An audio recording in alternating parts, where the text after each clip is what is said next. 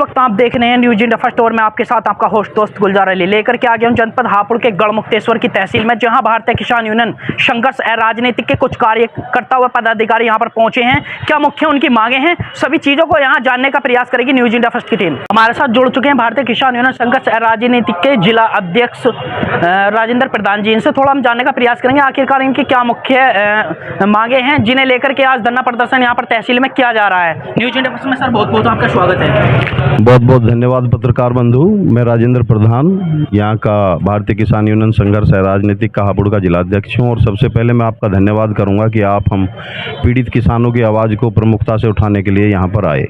Sir जैसा कि मुख्य मांगे क्या हैं आपकी, जो आपके यहाँ पर कार्यकर्ता पदाधिकारी आपके बीच यहाँ पर गढ़मुक्तेश्वर तहसील में धरना प्रदर्शन करने के लिए यहाँ पर पहुँचे हैं। पत्रकार बंधु, हम हर महीने की 9 तारीख को अपनी मासिक बैठक यहाँ पर करते हैं। उसमें हमारी क्षेत्रीय जो भी किसानों की समस्याएं होती है उनको लेकर हम अधिकारियों को अवगत कराते हैं और नेक्स्ट मीटिंग में नेक्स्ट मंथ जो उनमें से पूरी हो जाती हैं उनके लिए धन्यवाद, और जो अधूरी रह जाती हैं उन पर डिस्कस करते हैं कि हमारी समस्याओं का समाधान क्यों नहीं हो पा रहा है। और किसानों की समस्याओं के समाधान के लिए ही हम यहाँ पर मासिक बैठक अपनी करते हैं।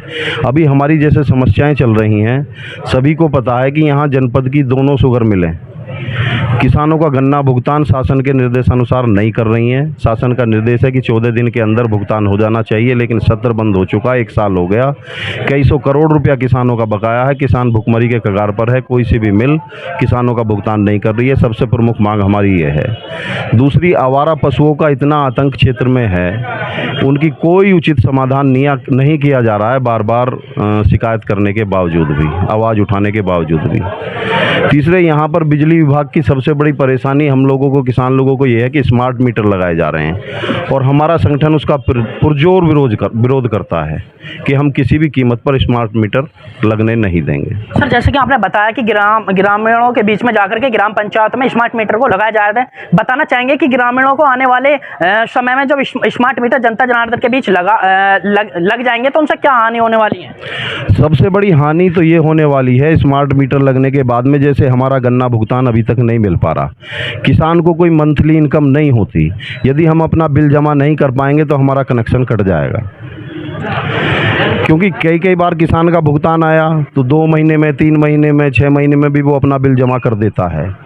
बच्चों की फीस भी जमा नहीं कर पाता। सारी चीज़ों को स्मार्ट मीटर के लगने से, और उसमें बहुत ज़्यादा गड़बड़ियाँ पाई जा रही हैं। बिल लोगों के बहुत ज़्यादा आ रहे हैं, समाधान हो नहीं पाता है। बहुत से लोगों की शिकायतें आई हैं कि भाई हमारा मीटर जो है चेक करा के जो है उसका संशोधित कराया जाए। बिल यहाँ संशोधन हो नहीं पाता, बिल उल्टे सीधे आते हैं, किसान जमा नहीं कर पाता, कनेक्शन काट दिया जाता है। फिर उसकी कुछ भी समस्या हो और बिजली विभाग बिल्कुल सुनने के लिए और समाधान करने के लिए तैयार नहीं है। यहाँ पर आपको मैं बताऊँ 2004 में घोटाला हुआ था। किसानों के पास रसीदें भी हैं, लेकिन कोई सुनने के लिए तैयार नहीं है। वो बिल उन पर जू कातू चल रहा है। रिकॉर्ड में आग लगा दी गई है, यहाँ से गायब कर दिया गया। सरकार को भी पता है, सबको पता है, सब जगह मुद्दा उठ लिया है, लेकिन आज तक किसानों पर वह बिल सिस्टम में जू कातू चल रहा है।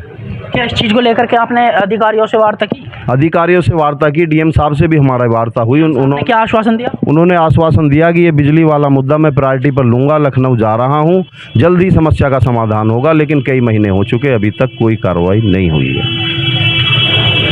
तो एक चीज़ पे और बात कर लेते हैं हम जिलाध्यक्ष जी, जैसा कि ग्राम पंचायतों में जगह जगह एक चोरों को लेकर के कहीं ना कहीं अफवाहें फैलाई जा रही हैं, इसके बारे में क्या कहना चाहेंगे आप? देखिए, बरसात का मौसम है और आजकल आके चोरी की घटनाएं हर बार ही बढ़ती हैं, लेकिन इस बार कुछ ज़्यादा। एक तो ड्रोन की अफवाह फैली, हालांकि उसका खंडन सभी ने कर दिया कि कोई किसी तरह का सर्वे हो रहा है और रात में अब ड्रोन नहीं उड़ेंगे, तो ड्रोन तो अब नहीं उड़ रहे हैं।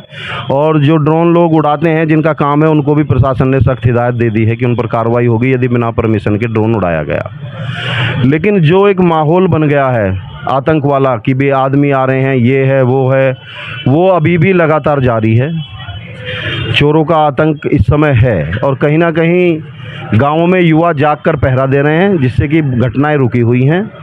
पुलिस प्रशासन इसमें ज़रूर कोई सख्त कदम उठाए, गश्त बढ़ाए, सारे काम करे ताकि कोई अप्रिय घटना किसी के साथ ना हो। आज की डेट का माहौल ग्रामीण क्षेत्र का ये है कि ग्रामीण रात को चैन से सो नहीं पा रहे हैं, नंबर से जाग कर पहरा दे रहे हैं। घटना लगी हुई है और शरारती तत्व कहीं ना कहीं घटना करने की फिराक में रहते हैं। राजेंद्र जी, एक समस्या किसानों की ओर उत्पन्न होती नजर आ रही है, जैसा की बात करें खाद को लेकर के, इस पर क्या कहना चाहेंगे आप? खाद की कालाबाजारी को लेकर भी हर साल समस्या आती है। हमने कई बार इस पर आवाज़ उठाई और किसान साथियों को भी हमने समझाया कि पिछली बार नैनो यूरिया का विकल्प आया, नैनो डाई का विकल्प आया कि भाई ये अगर नहीं मिल पा रही है तो उसको हम यूज कर सकते हैं। तो यदि कहीं संभव नहीं है, एक तो सबसे बड़ी कालाबाजारी ये होती है कि सोसाइटियों पर जो लोग बैठे हैं, यदि खाद उपलब्ध नहीं है तो किसानों को मोटिव करा जाए कि भाई यहाँ आपकी फसल की इस समय जो ज़रूरत है, नैनो यूरिया का रिजल्ट बहुत अच्छा है यदि पत्ती पर स्प्रे हो, तो आपको यदि फसल बड़ी है उसमें स्प्रे करना तो आप यूरिया की जगह नैनो डालने मोटिव किया जाए और रिजल्ट देखें तो किसान हो। दिक्कत यहाँ आती है, एक किसान को आप पूरी साल का एकदम दे देते हो और एक किसान को आप 2 कट्टे भी देते हो तो उससे कहो कि 2 नैनो ले, चाहे उसे कट्टे की 1 की ज़रूरत हो, नैनो भी ज़रूर ले। तो यहाँ वितरण में कहीं ना कहीं परेशानी है। खाद में मेरे हिसाब से अगर वितरण सही से हो तो मेरे हिसाब से कोई परेशानी आने वाली नहीं है, लेकिन वितरण सही नहीं हो पाता। नियम तो हैं लेकिन नियमों का अनुपालन सही नहीं है। पत्रकार बंधु, यहाँ गढ़मुक्तेश्वर क्षेत्र में भूमाफियाओं का बहुत बड़ा आतंक है। यहाँ खादर क्षेत्र में और इस समय चकबंदी भी चल रही है। कई पीड़ित किसान हमारे यहाँ अभी भी बैठे हुए हैं। बार बार शिकायत करने के बावजूद भी जो ज़मीन का असली मालिक है उसको उसकी ज़मीन नहीं मिल रही है। दबंगों द्वारा कब्जे किए हुए हैं। कोई वैध कागज़ उनके पास नहीं है। जिसके पास कागज़ है, क्योंकि वहाँ का कोई प्रॉपर नक्शा और वो नहीं है, जिसकी लाठी उसकी भैंस वो वहाँ पर हो रही है। वर्तमान समय में चकबंदी भी चल रही है और बार बार हम अधिकारियों को अवगत करा रहे हैं कि जिसके पास वैध कागजात हैं, ज़मीन का मालिक जो है उसको उसकी ज़मीन दी जाए। तो इस जो ये प्रकरण है इसको आप प्रमुखता से उठाएं कि जो ज़मीन का असली मालिक है, जिसके पास वैध कागजात हैं, उसको उसकी ज़मीन दी जाए। इन भूमाफियाओं के कब्जे से ज़मीन को जो है मुक्त किया जाए। यहीं पर किसान चंद्रपाल बैठे हुए हैं, हमारे साजिद भाई बैठे हुए हैं, इनके साथ वहाँ पर बहुत ही दबंग किस्म के लोग हैं। ज़मीन को कब्जाया हुआ है। लेखपाल रिपोर्ट दे देता है कि ज़मीन इनकी है और यहाँ पर है, लेकिन ज़मीन आज तक छुटाई नहीं गई। चंद्रपाल है जी। चंद्रपाल जी, आज जो आप जनपद हापुड़ के गढ़मुक्तेश्वर तहसील में आप यहाँ पर पहुँचे हैं, किस समस्या को लेकर के पहुँचे? बस मेरी ज़मीन है जी, 4 साल से मैं तहसील के कब्जे चक्कर काट रहा हूँ, मगर अभी तक ज़मीन पे कब्जा नहीं हो पाया, क्योंकि यहाँ से तहसील से धारा 24 की फाइल भी गायब हो जाती है और कोई सुनता नहीं है। डीएम साहब ने भी आदेश कर रखे हैं पिछले 18 तारीख से, मगर अभी वो लंबित पड़ी है, कोई इस पर सुनने को तैयार नहीं। बता सकते हैं कि कौन वो भूमाफिया है जिसने आपकी ज़मीन को कब्जा किया हुआ है? भाई भूमाफिया तो जो वहाँ ये नाप के लगामे निशान, तभी पता चलेगा ये है, समझे जी।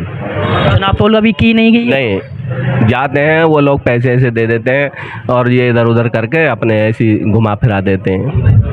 एक और किसान यूनियन से जुड़े एक यहाँ पर किसान पहुँचे हैं, उनसे थोड़ा जानने का प्रयास करेंगे कि आखिरकार इनकी क्या समस्या है। क्या नाम है आपका? विजयपाल सिंह, ग्राम पंचायत शाहपुर चौधरी से जी। क्या समस्या है? हमारी ज़मीन पर अवैध कब्जा कर रखा है जी नवनीत ने, और काफ़ी दिनों से कर रखा है और काफ़ी प्रयास कर रहे हैं उसमें हम, और कुछ लोग किसानों को उन्होंने झूठे मुकदमे में फंसाकर जेल में पहुँचवा दिया जी।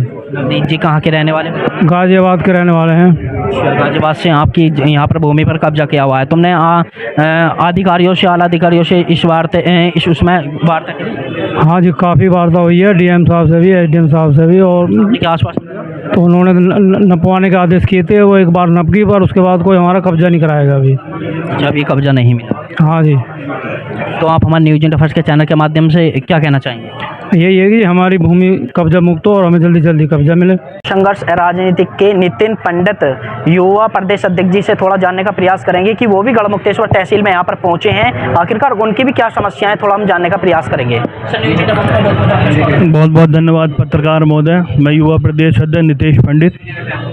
मैं ये कहना चाहूँगा कि हमारी गढ़मुक्तेश्वर की नगर पालिका में जो ईओ मैडम हैं, हमने अभी पिछली जो हमारी मासिक बैठक हुई थी, हमने उसमें भी कहा था और लिख के अपने लेटर पैड पर भी दिया था कि जो कांवड़ उसका समय चल रहा था और जितने भी कांवड़ मार्ग थे सभी पर बिजली का अंधेरा हुआ था।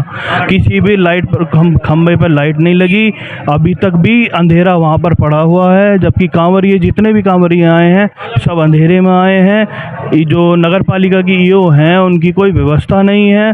जो आवासीय योजना चल रही है उसकी लेकर भी भी जिन्होंने ऑनलाइन 2.5 लाख रुपए मकानों के जो रजिस्ट्रेशन करा रखे हैं उस पर 2 पटवारी और जो है नगर पालिका का एक कर्मचारी दिया हुआ है, जो ईओ मैडम ने अभी तक भी उस पर कोई संज्ञान नहीं है, ना ही किसी की जांच करा रही है, कोई भी किसी प्रकार का कार्य नहीं हो पा रहा है। भिन्न भिन्न तरह की यहाँ पर जो है किसानों की यहाँ पर समस्या को आज न्यूज़ इंडिया फर्स्ट की टीम ने अपने कैमरे के माध्यम से यहाँ पर सुना और कुछ तस्वीरें और वीडियो भी यहाँ पर साझा की हैं। आप देख सकते हैं किस तरीके से यहाँ पर जो आज गढ़मुक्तेश्वर तहसील में यहाँ पर भारतीय किसान यूनियन संघर्ष के अराजनीतिक कार्यकर्ता पदाधिकारियों का यहाँ पर धरना चल रहा था।